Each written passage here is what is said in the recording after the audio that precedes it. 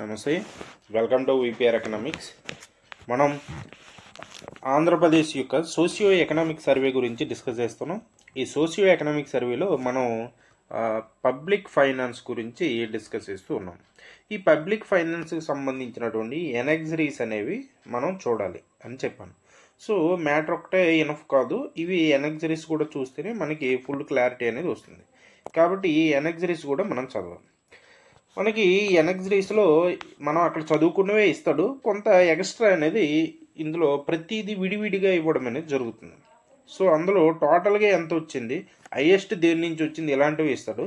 So ఇందులో ప్రతి ఒక్క దాని నుంచి కూడా రాష్ట్రానికి వచ్చేటటువంటి ఆదాయంలో మనకి ఏముంటాయి, పన్నుల ఆదాయం ఉంటుంది, అదేవిధంగా పన్నేతర ఆదాయం అనేది ఉంటుంది. పన్నుల ఆదాయం ఉంటుంది, పన్నేతర ఆదాయం అనేది ఉంటుంది. ఇలా ఈ పన్నుల ద్వారా వచ్చేటటువంటి ఆదాయం అనేది రాష్ట్రానికి పన్నుల ద్వారా వచ్చేటటువంటి ఆదాయం అనేది ఎంత ఉంది అనేది మనకి ఈ టేబుల్లో ఇవ్వడం అనేది జరిగింది. ఇది ఫుల్ స్క్రీన్ పెట్టుకొని చూడండి. States own tax revenue. రాష్ట్రానికి, ఆంధ్రప్రదేశ్ రాష్ట్రానికి పన్నుల ద్వారా వచ్చేటటువంటి ఆదాయం అనేది వివిధ సంవత్సరాల్లో ఎంత ఉంది అనేది ఈ టేబుల్లో ఇవ్వడం అనేది జరిగింది. చూడండి, 21-22 ఆర్థిక సంవత్సరానికి ఆంధ్రప్రదేశ్ రాష్ట్రానికి 71,018 కోట్ల రూపాయలు అనేది పన్నుల ద్వారా ఆదాయం అనేది వచ్చింది. అలాగే 22-23 ఆర్థిక సంవత్సరానికి 78,026 కోట్ల రూపాయలు పన్నుల ద్వారా ఆదాయం అనేది వచ్చింది. అలాగే 23-24 ఆర్థిక సంవత్సరానికి 85,922 కోట్ల రూపాయలు అనేది ఆంధ్రప్రదేశ్ రాష్ట్రానికి వచ్చినటువంటి పన్నుల ద్వారా వచ్చినటువంటి మొత్తం ఆదాయంగా చెప్పడం అనేది జరుగుతుంది. ఈ ఆంధ్రప్రదేశ్ రాష్ట్రానికి పన్నుల ద్వారా వచ్చినటువంటి ఈ మొత్తం ఆదాయంలో, ఆంధ్రప్రదేశ్ రాష్ట్రానికి పన్నుల ద్వారా వచ్చినటువంటి ఈ మొత్తం ఆదాయంలో వివిధ రకాలైనటువంటి పన్నుల ద్వారా వచ్చినటువంటి ఆదాయాలు అనేవి ఎంతెంత ఉన్నాయి అనేది మనకి ఇవ్వడం అనేది జరిగింది. ఈ విధంగా చూసుకున్నట్టుగైతే మనకి 23-24 ఆర్థిక సంవత్సరంలో ఆంధ్రప్రదేశ్కి వచ్చినటువంటి ఆదాయం ఎంత, 85,922 కోట్ల రూపాయల ఆదాయం వచ్చింది. ఈ 85,922 కోట్ల రూపాయల ఆదాయంలో మనకి సేల్స్ ట్యాక్స్ ద్వారా, అమ్మకం పన్ను ద్వారా ఆంధ్రప్రదేశ్ రాష్ట్రానికి వచ్చినటువంటి ఆదాయం ఎంత, 18,475 కోట్ల రూపాయలు అనేది ఆంధ్రప్రదేశ్ రాష్ట్రానికి అమ్మకం పన్ను ద్వారా రావడం అనేది జరిగింది. ఈ 18,475 కోట్ల రూపాయలు మొత్తం పన్ను ఆదాయంలో ఎంత శాతం, 22% అనేది పన్ను ఆదాయంగా చెప్పడం అనేది జరుగుతుంది. 22% పన్ను ఆదాయంగా చెప్పడం అనేది జరుగుతుంది. అదేవిధంగా నెక్స్ట్ చూసుకున్నట్టుగైతే స్టేట్ ఎక్సైజ్ డ్యూటీ. ఆంధ్రప్రదేశ్ రాష్ట్రం ఎక్సైజ్ పన్ను ద్వారా మనకి మందు బాబులు, ఇటువంటి పొగాకులు, ఇటువంటివన్నీ ఉన్నాయి కదా, సో వాటిపైన విధించినటువంటి పన్నుల ద్వారా వచ్చినటువంటి ఆదాయం కానీ 23-24 ఆర్థిక సంవత్సరం చూసుకున్నట్టుగైతే 15,998 కోట్ల రూపాయలుగా ఉంది. ఈ 15,998 కోట్ల రూపాయలు మొత్తం పన్ను ఆదాయంలో, ఈ మొత్తం పన్ను ఆదాయంలో ఎంత శాతం అంటే 19%గా ఉంది. 19%గా పన్ను ఆదాయం అనేది ఉందని చెప్పడం అనేది జరుగుతుంది, 19%.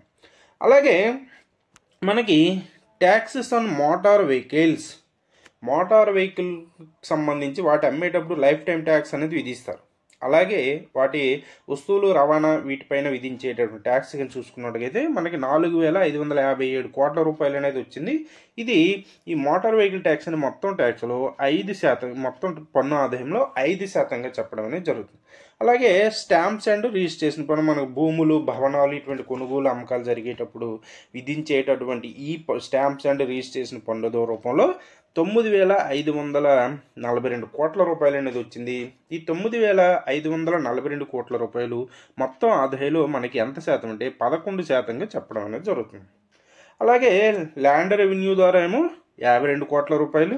అదేవిధంగా ప్రొఫెషనల్ ట్యాక్స్, వృత్తి పన్ను 15,000 కంటే అబవ్ ఇన్కమ్ వచ్చిన వాళ్ళందరూ కూడా మనకి వృత్తి పన్ను చెల్లించడం అనేది జరుగుతుంది.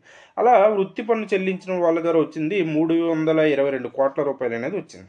అదేవిధంగా ఎలక్ట్రిసిటీ డ్యూటీ ద్వారా 5,528 కోట్ల రూపాయలు ఎలక్ట్రిసిటీ డ్యూటీ ద్వారా వచ్చింది.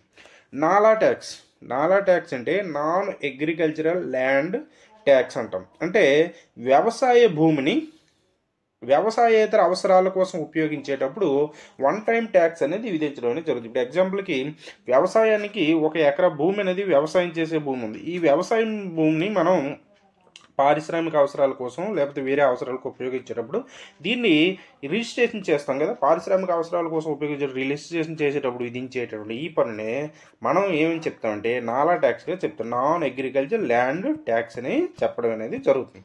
ఈ నాలా ట్యాక్స్ ద్వారా మనకి 310 కోట్ల రూపాయలు అనేది వచ్చింది. అలాగే state goods and services tax, దీని ద్వారా 31,130 కోట్ల రూపాయలు అనేది వచ్చింది. ఇది మొత్తం ట్యాక్స్లో 36% అనేది జిఎస్టీ ద్వారా రావడం అనేది జరుగుతుంది.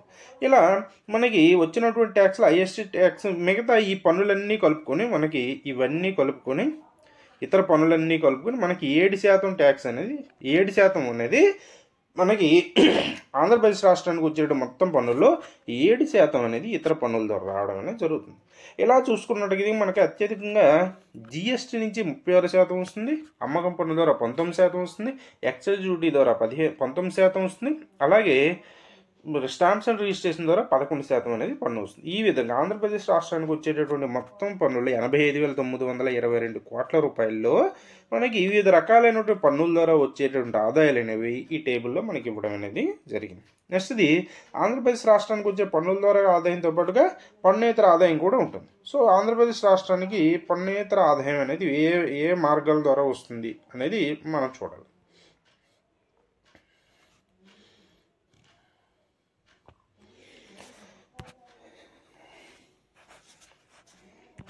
ఈ విధంగా ఆంధ్రప్రదేశ్ రాష్ట్రానికి పన్నేతర మార్గాల ద్వారా వచ్చినటువంటి ఆదాయం ఎంత ఉంది అనేది కానీ మనం చూసుకున్నట్టుగైతే ఆంధ్రప్రదేశ్ రాష్ట్రానికి పన్నేతర మార్గాల ద్వారా ఆంధ్రప్రదేశ్ రాష్ట్రానికి ఈ పన్నేతర మార్గాల ద్వారా పన్నులు కాకుండా ఇతర మార్గాల ద్వారా 21-22 ఆర్థిక సంవత్సరానికి 5,016 కోట్ల రూపాయలు అనేది రావడం అనేది జరిగింది.